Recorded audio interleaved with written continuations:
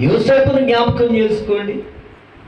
యోసేపు పరాయి దేశానికి బానిసగా అమ్మివేయబడడానికి మూల కారణం ఏంటి? అన్నల యొక్క చెడును గురించి తండ్రికి సమాచారం ఇచ్చాడని. నేనంటాను, యోసేపు ఆ మాటలు తండ్రికి చెప్పకపోతే, అన్నలు వాడు కొట్టకపోతే, ఆ యోసేపును పరాయి దేశానికి అమ్మకపోతే, ఆ దేశములో తన భక్తి జీవితాన్ని రుజువుపరుచుకునేవాడు కాదు, ఆ దేశానికి రాజయ్యేవాడు కాదు. దేవుని సంకల్పాలు ఎలా ఉంటాయో తెలుసా? మనకు అర్థం కాదు. నేనే పాటోడిని, నేనే పాటిదేంటి, నా వల్ల ఏమవుద్ది, నేనేం చేయగలను అనుకుంటుంది మన జ్ఞానం, మనకు అనిపిస్తుంది మన ఆలోచన. కానీ నీ పట్ల ఉన్నటువంటి దేవుని సంకల్పం బహు గొప్పది. నీ పట్ల ఉన్న దేవుని ఉద్దేశం బహు గొప్పది.